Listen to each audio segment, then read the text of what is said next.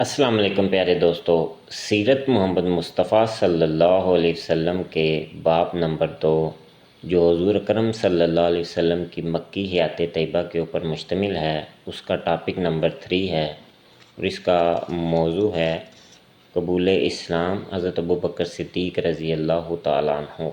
اس کا مطالعہ کریں گے۔ بسم اللہ الرحمن الرحیم۔ جب تمام اہل بیت اسلام میں داخل ہو گئے، سب سے پہلے آپ صلی اللہ علیہ وسلم نے اپنے صدیق، با اخلاق، محب با اختصاص، رفیق قدیم، ولی حمیم ابوبکر صدیق رضی اللہ تعالیٰ عنہ کو ایمان و اسلام کی دعوت دی۔ حضرت ابوبکر صدیق رضی اللہ تعالیٰ عنہ نے بلا کسی تامل و تفکر کے اور بغیر کسی غور و تدبر کے اول بار میں آپ صلی اللہ علیہ وسلم کی دعوت قبول کی۔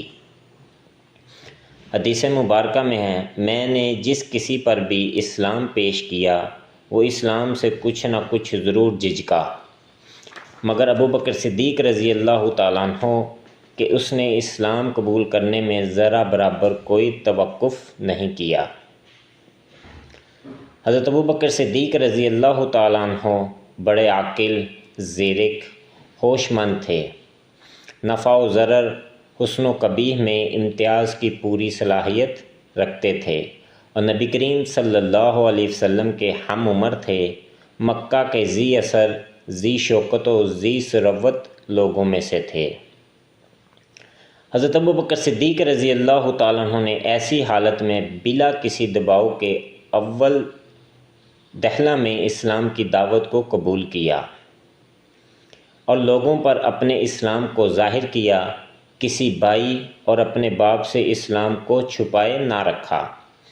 دعوت دین میں نبی صلی اللہ علیہ وسلم کے دستے بازو بنے، اپنے مال و متاع اور زندگی کا کل سرمایہ اسلام کے لیے وقف کر دیا۔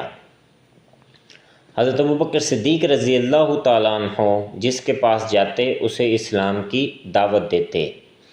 حضرت ابوبکر صدیق رضی اللہ تعالیٰ عنہ کی تبلیغ سے درج ذیل افراد نے اسلام قبول کیا۔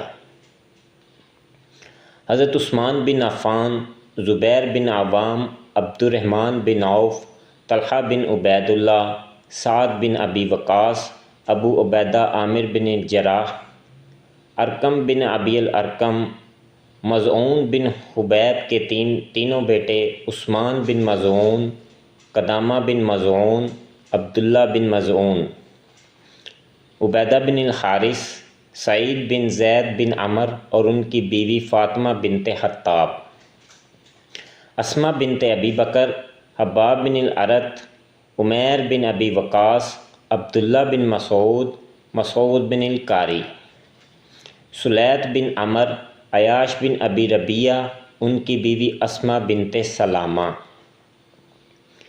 حنیس بن حذافہ، عامر بن ربیہ، عبداللہ بن جہش، احمد بن جہش، جعفر بن ابی طالب، اسماء بنت امیس، حاطب بن الحارث، ان کی بیوی فاطمہ بنت محلل، حطاب بن حارث، ان کی بیوی فقیہہ بنت یسار، معمر بن حارث، صائب بن عثمان، مطلب بن اظہر، ان کی بیوی رملہ بنت ابی عوف، نعیم بن عبداللہ، عامر بن فہیرہ، خالد بن سعید بن العاص، ان کی بیوی امنیہ بنت خلف، حاطب بن عمر، ابو حذیفہ بن عتبہ، واقد بن عبداللہ، بکیر بن عبد یالیل کے 4 بیٹے خالد، عامر، عاقل، ایاس، عمار بن یاسر اور محب بن سنان رضوان اللہ تعالی عنہم اجمعین۔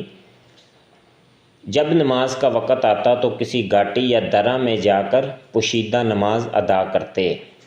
ایک مرتبہ آپ صلی اللہ علیہ وسلم اور حضرت علی رضی اللہ تعالی عنہ کسی درہ میں نماز ادا کر رہے تھے کہ اچانک ابو طالب وہاں پہنچ گئے۔ حضرت علی رضی اللہ تعالیٰ عنہ نے اپنا اسلام ابھی تک کسی پر ظاہر نہ کیا تھا۔ ابو طالب نے حضور صلی اللہ علیہ وسلم سے مخاطب ہو کر پوچھا، اے بھتیجے، یہ کیا دین ہے؟ یہ کیسی عبادت ہے؟ آپ صلی اللہ علیہ وسلم نے فرمایا، اے چچا، یہی اللہ کا، اس کے تمام فرشتوں کا، پیغمبروں کا، خاص کر جد امجد حضرت ابراہیم علیہ السلام کا دین ہے۔ اللہ نے مجھے تمام بندوں کی طرف رسول بنا کر بھیجا ہے، میں آپ کو خیر اور بلائی کی طرف بلاتا ہوں۔ آپ سب سے پہلے ہدایت اور دین برحق کو قبول فرمائیں، میرے لیے معین و مددگار ثابت ہوں۔ جناب ابو طالب نے جواب دیا، میں اپنا آبائی مذہب نہیں چھوڑ سکتا، لیکن اتنا ضرور ہے کہ تم کو کوئی گرزند نہیں پہنچا سکے گا، کوئی نقصان نہیں پہنچا سکے گا۔ پھر حضرت علی رضی اللہ تعالیٰ عنہ سے قبول اسلام کا پوچھا اور کہا، تمہیں خیر و بلائی کی طرف ہی بلایا گیا ہے، ان کا ساتھ نہ چھوڑنا۔ اسی طرح ایک روز حضرت علی رضی اللہ تعالیٰ عنہ کے ساتھ نماز میں مشغول تھے، اتفاق سے ابو طالب کا وہاں سے گزر ہوا۔ ان کے ساتھ ان کے بیٹے حضرت جعفر بن ابو طالب بھی تھے۔ ابو طالب نے حضرت جعفر رضی اللہ تعالیٰ عنہ کو مخاطب ہو کر کہا، اے بیٹا، اپنے چچا زاد بھائی کے قوت و بازو بن جاؤ اور ان کے ساتھ نماز میں شریک ہو جاؤ۔ اللہ تعالیٰ آپ کا حامی و ناصر ہو۔ السلام علیکم۔